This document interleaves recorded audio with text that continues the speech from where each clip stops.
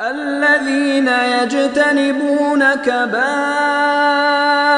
الإثم والفواحش إلا اللمم إن ربك واسع المغفرة. تقال العثار العظام به ويغدو الهوى ككبش ذبيح بذكر الإله.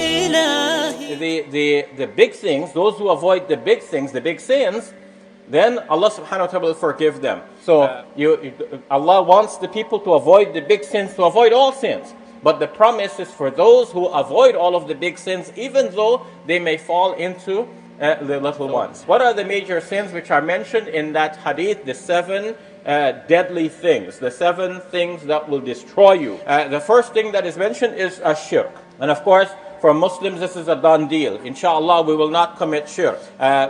We have to be watchful though, because sometimes somebody may catch us and convince us to do something that is borderline there. We don't even want to get there. We want to avoid it altogether.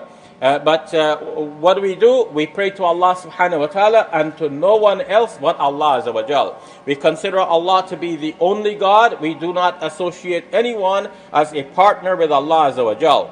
To do so is shirk. So we have to avoid shirk. And we need to encourage our neighbors, our friends, our classmates, our co-workers, as much as we have the opportunity and privilege, we need to encourage them to give up shirk and to turn to Tawheed, to believe in the oneness of Allah Azza wa Jal, because this is the teachings of the great Abrahamic religions. Second, magic. The Quran actually associates magic with kufr.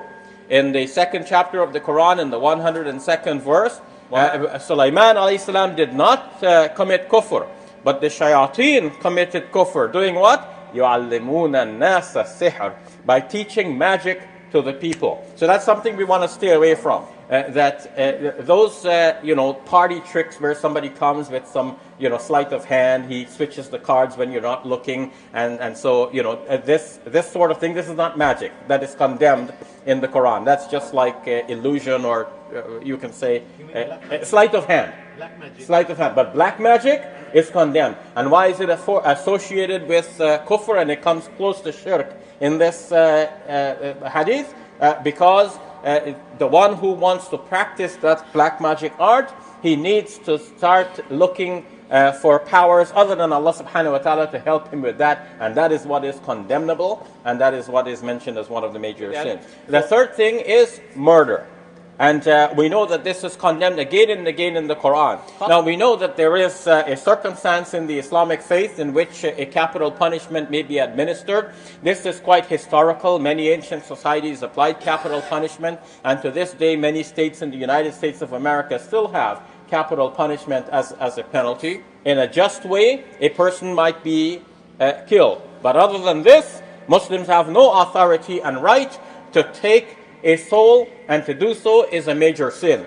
So those Muslims who go out of their way to go and kill non-Muslim civilians, and they say they're doing this in the name of Islam, they are committing one of the kaba'ir. May Allah subhanahu wa ta'ala have mercy on them and guide them and bring them back into the fold of Islam after they have actually committed so much wrong and smeared the name of Islam. I must move on. Fourth one in that hadith is Aklur riba. And riba might be most clearly defined as usurious interest. It is that kind of interest, as the Quran says, ad'afan muda'afa. It is doubled and multiplied. In ancient times, people used that to control other people.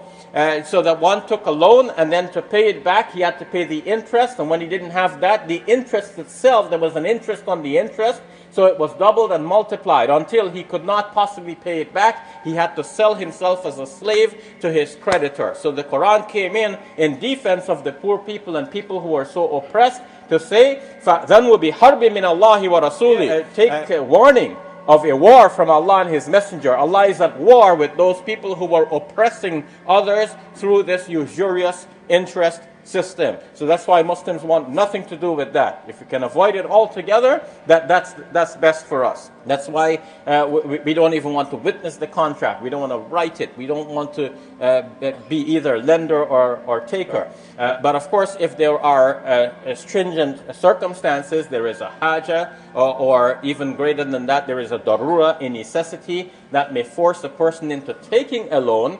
That's different from eating the interest. Because in that case, it's the creditor who is eating the interest. You're giving it. And what is condemned in the Quran again and again is the eating of the interest. الَّذِينَ يَأْكُلُونَ الرِّبَا. Those who eat interest. Fifth major sin, eating the wealth of the orphan. The orphan is in your care. You have, as a guardian, you have some power over his wealth to administer it. The Quran is saying, do not change his wealth, the good portions of it, by mixing it with bad. You have to protect that orphan and protect his property. The number 6, very quickly, turning back when the battle formation has met each other. So you are representing an army. Of course, this does not apply to the average person today because you're not in the army. In the days of the Prophet ﷺ, every able-bodied person could be called upon to be in the army because the Muslims were being attacked from all sides, and the plan was to decimate the entire Muslim population unless the Muslims will come forward in their defense. So every Muslim man, even young ones, would have been called upon to the defense of the Muslim community. The situation is different today. There is a division of labor. Some people are accountants, some are engineers, some are doctors, and some are mujahideen. They are part of the Muslim army to defend the Muslim frontiers.